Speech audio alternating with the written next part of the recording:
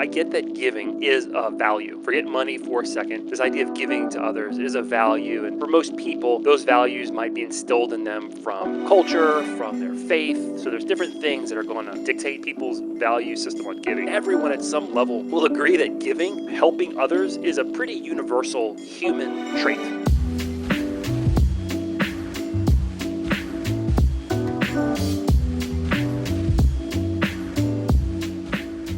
Hey, Eric. So I was thinking about something I wanted to get your thoughts on, if that's okay. Yeah, let's do it. And it has to do with giving. Now, I know that you're a very generous person, but you're also a wise financial advisor. So I wanted to get your thoughts on how giving of our personal finances is part of a prudent financial plan. That's a fantastic question, and it's interesting. And I know you didn't intend to do this in asking the question, but you almost, and I know where you're going with this question, but you almost kind of put at odds the idea of giving and prudent finances. And I think that's not uncommon. And in fact, I knew you were going to ask this question, so I did a quick Google search before we started. And I searched top financial principles.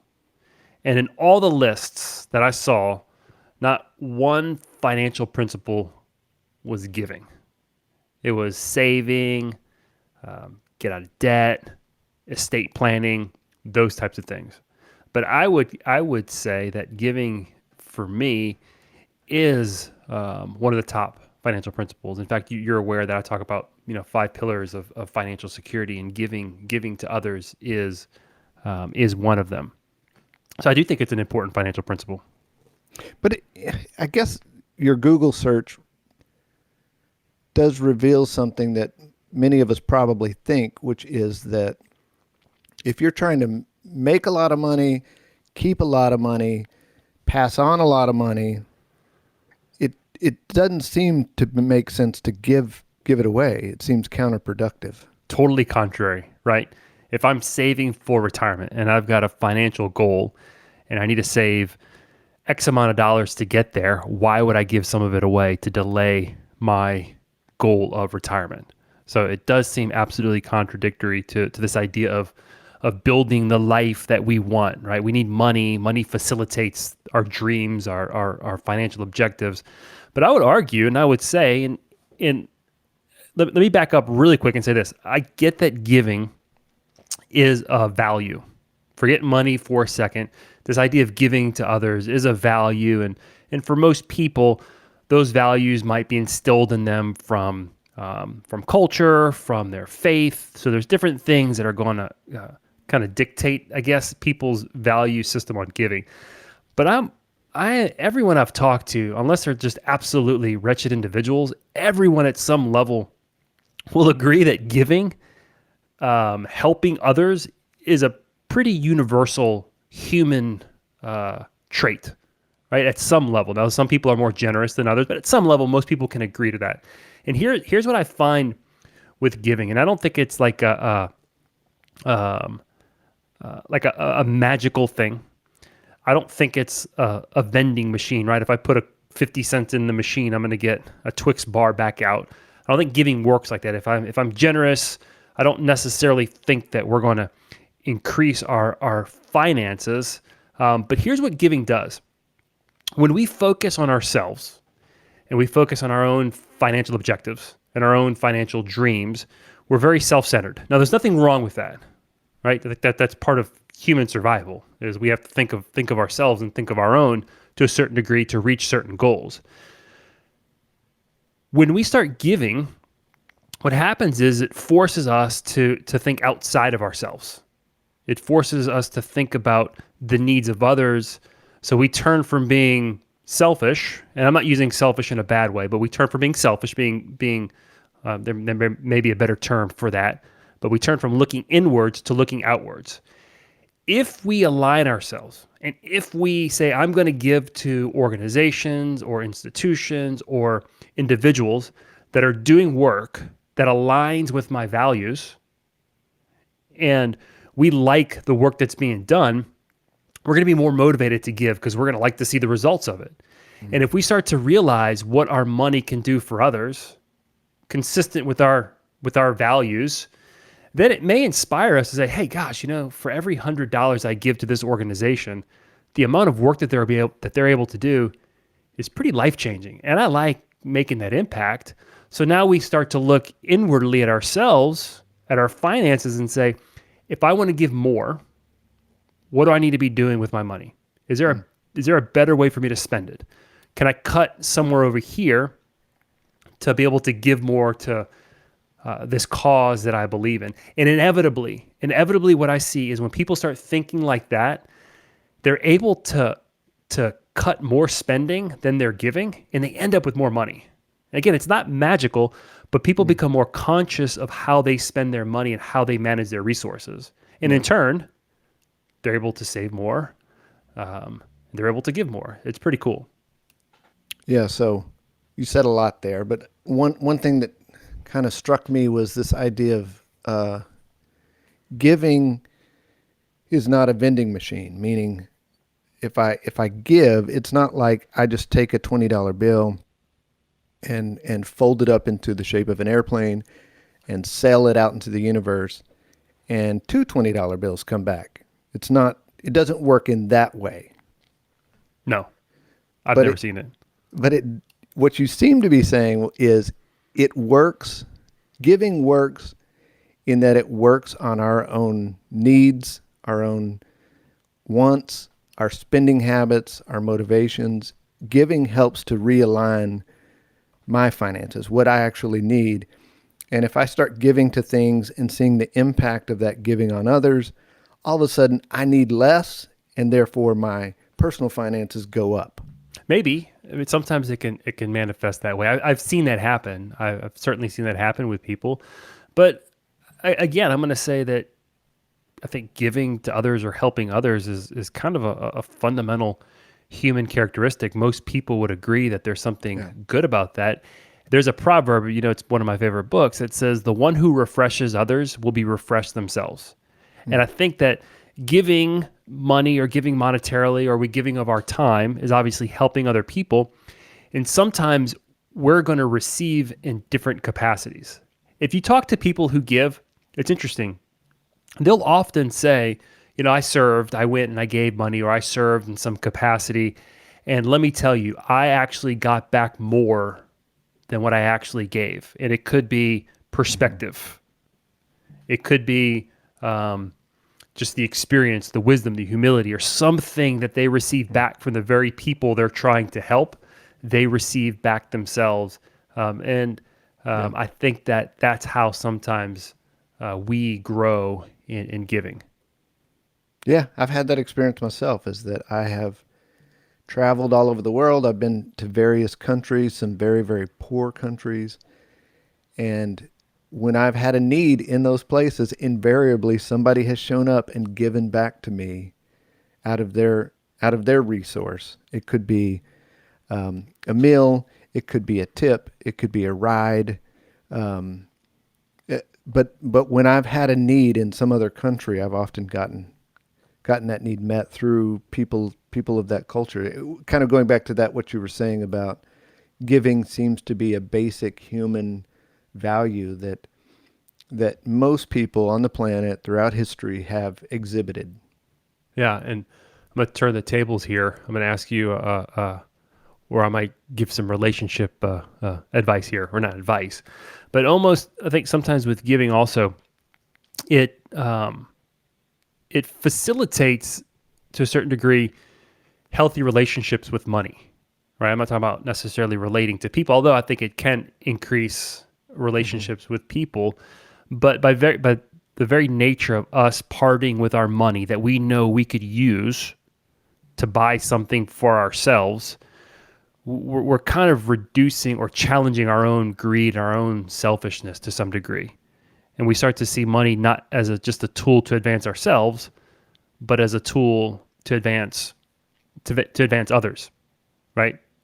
Yeah. And how can we impact others, or impact our community, or impact society? So we start to relate to money a little bit differently. We don't see it as a way just to advance ourselves. We see it as a way to advance others. Giving changes our relationship to money, but it also changes our relationship to others. We're thinking about others more. We are thinking about can I relate to them? How can I meet their need?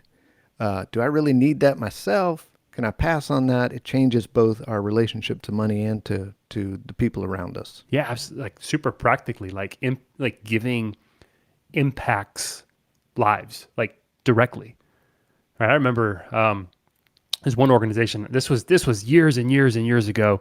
We had chickens in our backyard. We had a huge garden in our backyard, and there was this one organization that I loved because it would give micro loans to people in developing countries to buy farm animals. Or sometimes you wouldn't even give money. You would give like a half a cattle, right? And someone else, they'd match money with someone else and give a cow to somebody so they can start a business and sell milk or goat or chickens or something. So very practically, giving has a direct impact on others. Again, making us less selfish, and I think that's a good thing. Yeah,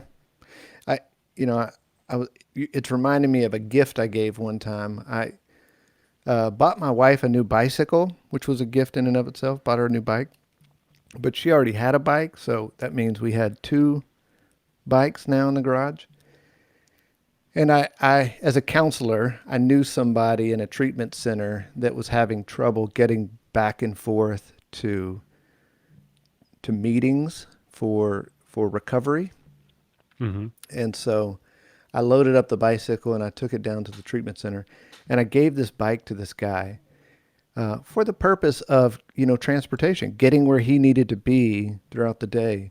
And man, that meant the world to him, that he could get to and from home, to and from treatment. He could get to the meetings that he needed to go to the appointments that he needed to be at. That meant the world to him. And I actually took a picture of the guy sitting on the bicycle, and he just had the biggest smile on his face, that now in this way of transportation, life had gotten a little bit simpler, smoother for him. Yeah. So it's almost like giving almost even provided it starts to give us even more purpose, right? Like hearing that story, it's like, man, I want to replicate that story, right? You impacted very strongly an individual life, and I want to replicate that story. How can I replicate that story? How can we give someone else an opportunity? So then you start to look at, your money maybe from a slightly different perspective. Again, yes, I'm planning my future, and yes, I think that's certainly prudent and responsible. But you start to look at money as a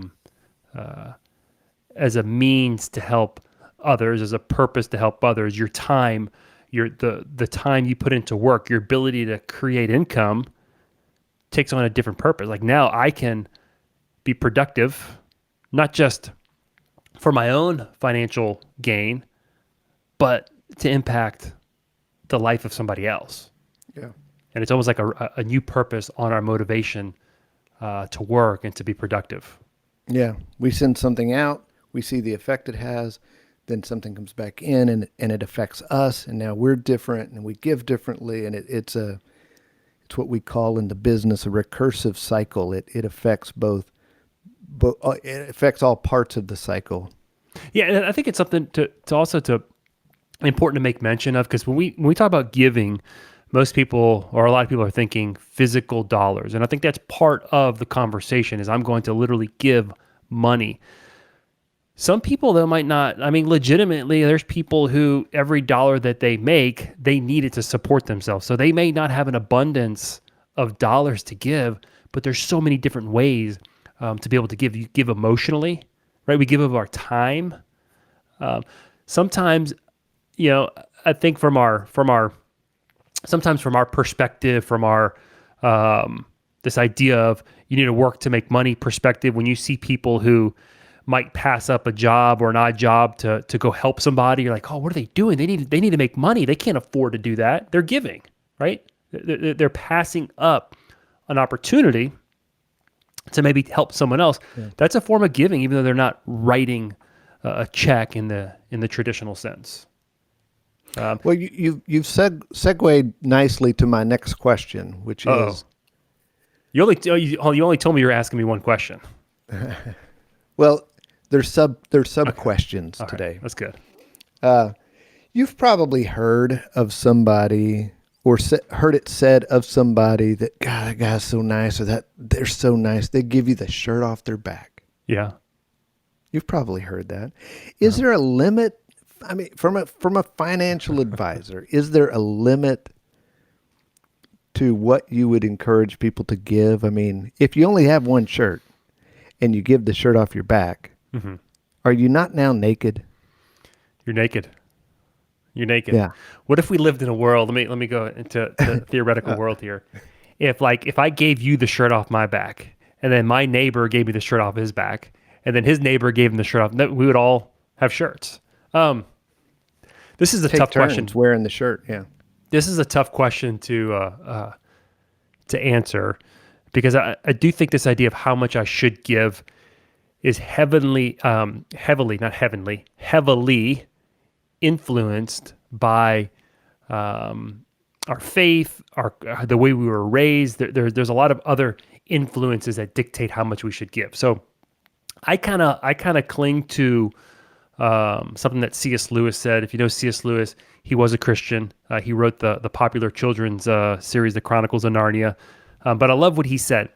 He said that I do not believe one can settle how much we ought to give. I'm afraid the only safe rule is to give more than we can spare. In other words, if our expenditures on comforts, luxuries, amusements, etc., is up to the standard common among those with the same income as our own, we're probably giving away too little. If our charities do not at all pinch or hamper us, I should say they are too small. There ought to be things we would like to do and cannot do because our charitable expenditure excludes them. So the idea is this. Given to people who make the same amount of money, if you are living the same lifestyle as someone who's not giving, then you're probably giving away too much. That's kind of his idea here. If it's not hampering, if it's not preventing you from doing something that you want, then you're probably giving away too little. It's probably you're probably not giving away too much. You're not giving away enough. Yeah. Yeah. So it's not so much a question. You're not even thinking about it really as a question of, could you give away too much, or are you giving away too much, or do you advise clients to, hey, dial back on the giving a little bit?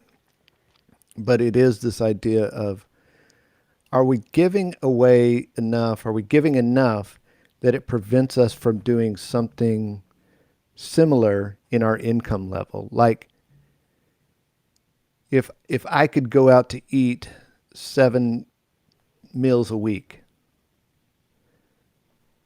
I can probably stick with 6 meals a week and give one away. Sure. Yeah. But don't give one away if I can just replace that income or replace that expense with some more of my own income or own assets. I need to give until I have to forego something. Yeah. Now I want to be careful how I want to say this, because I don't want to come across as offering or judgment on people who make certain lifestyle decisions. But if I can afford to drive, I don't know, I don't even know what expensive cars are. If I can afford to drive a BMW, but I choose to drive a Ford because I want to be able to support or give more to certain causes, I think that's what he's implying there. Yeah. And let me back up a second and comment on something that you said. So I look at money and managing money from a standpoint of stewardship and prudence, right? We have to make prudent decisions with our money.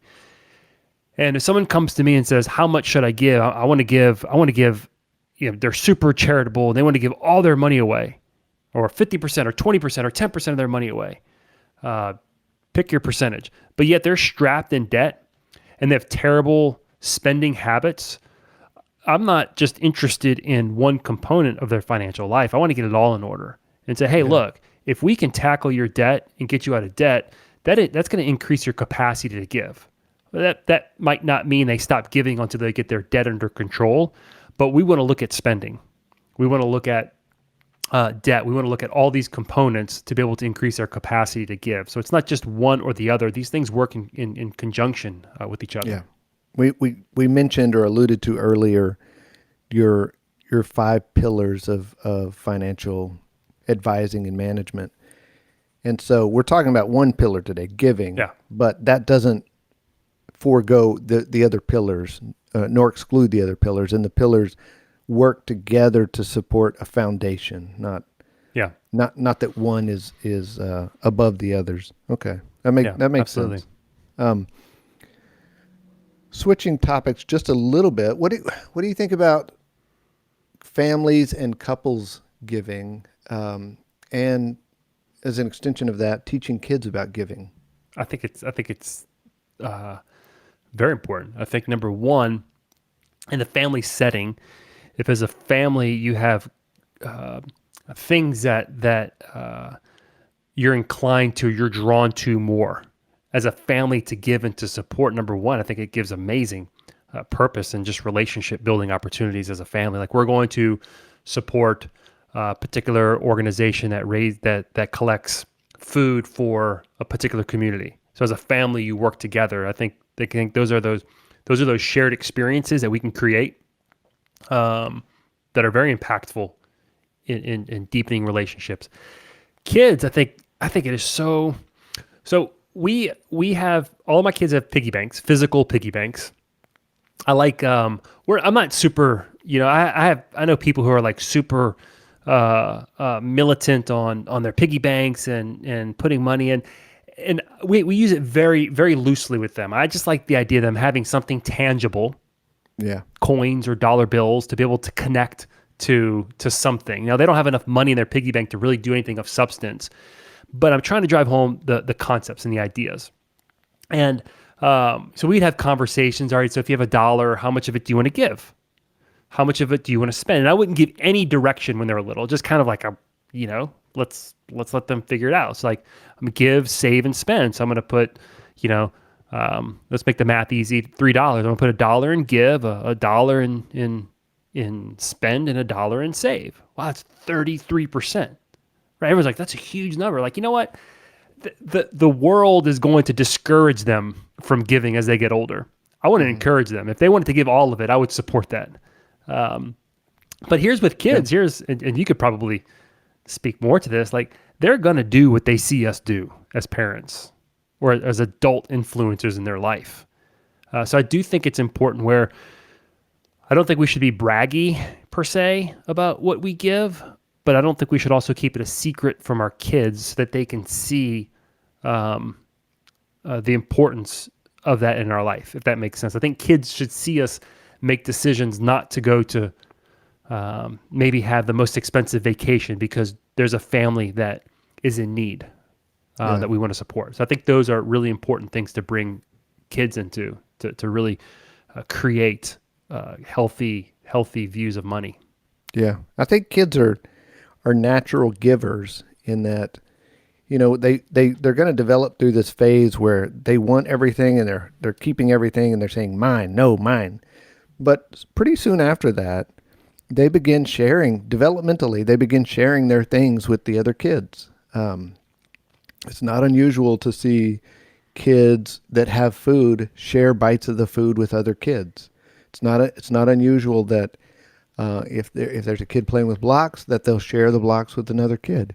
So kids seem to be natural givers, like just this idea that I'm more okay if we're all okay. Mm-hmm. Kids seem to have that perspective. But I like also what you're saying of we as parents, we can reinforce that by including them in our giving. I give an allowance to my kids. One of my kids are givers. I see them giving to each other, and I see them giving to their friends. One of my sons likes to walk to the, as we say here in New Orleans, the corner store and buy himself a snack. And if he regularly comes back with snacks for other people in the family. And I know that that's a big expense. That's a big portion of his allowance, and I've definitely had the feeling at times of, dude, you don't have to do that. You don't have to spend your money that way. They have money too.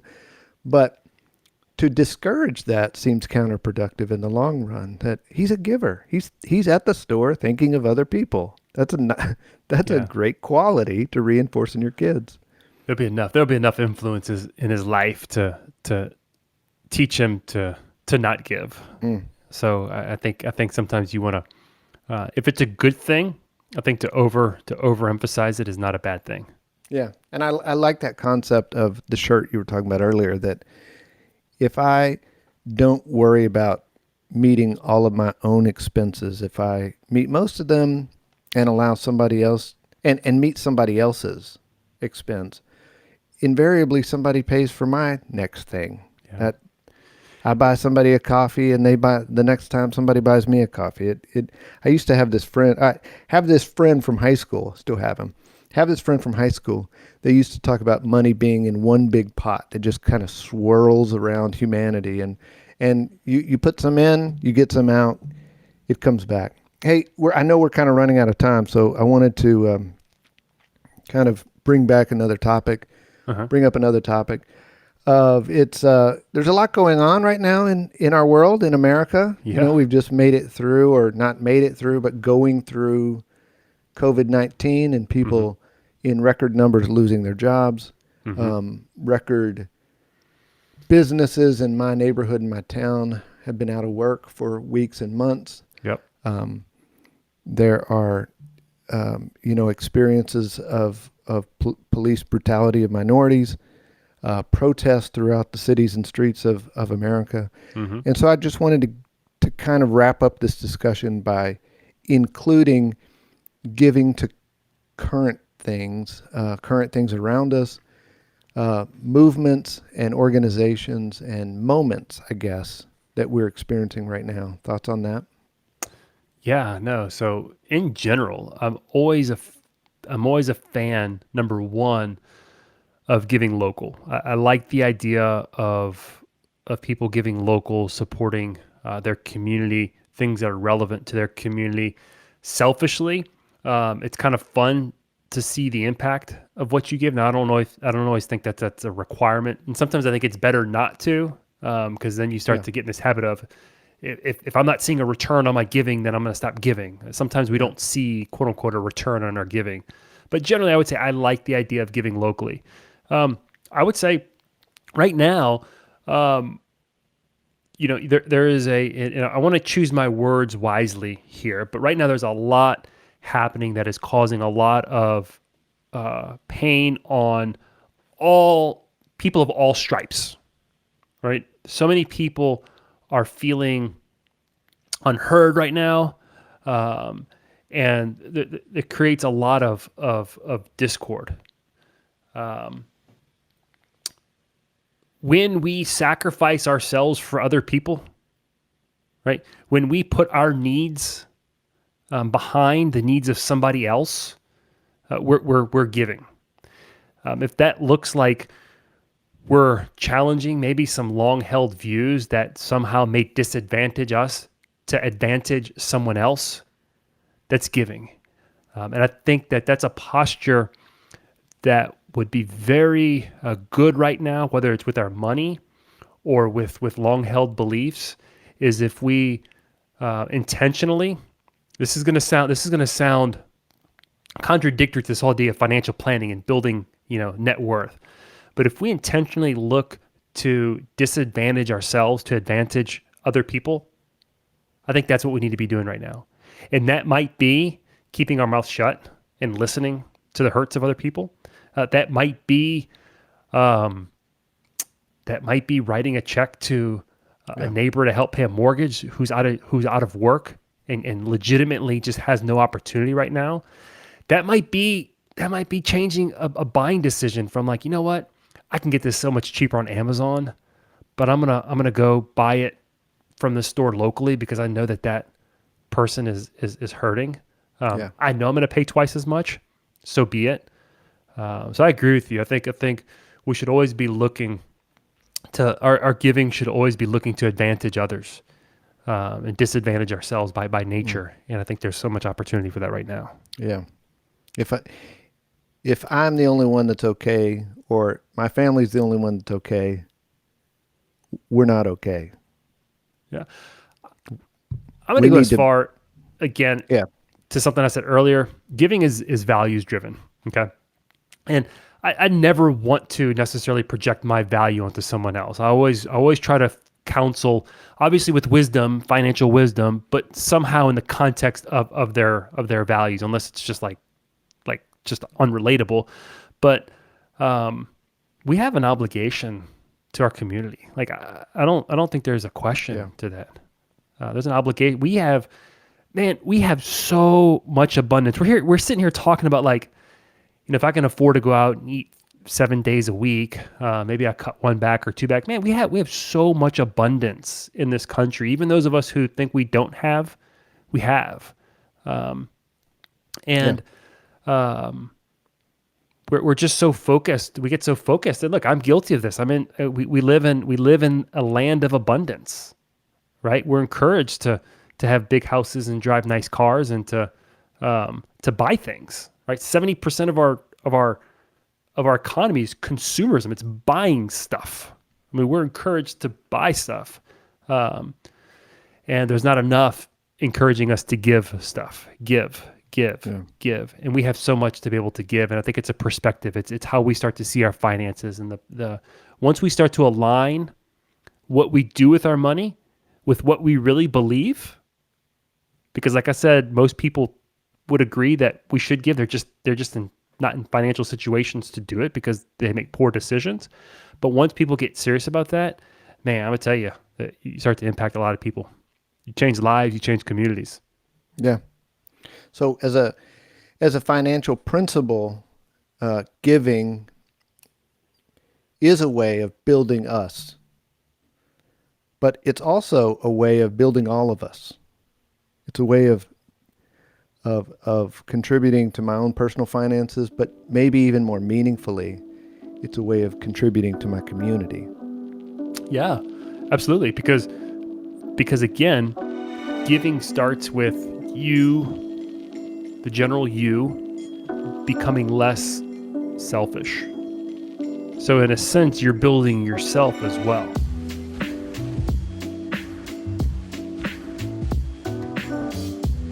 Dr. Matt Morris maintains an active private practice for couples and families in the greater New Orleans area. To learn more about his work, visit drmattmorris.com. Erik Garcia can be found online at plan-wisely.com. His branch office is located in New Orleans, Louisiana. The branch phone number is 504-218-5479. Securities offered through Royal Alliance Associates Incorporated, member FINRA, SIPC. Investment advisory services offered through New Century Financial Group, LLC, a registered investment advisor. Insurance services offered through Garcia Financial Group, LLC. Entities listed are not affiliated.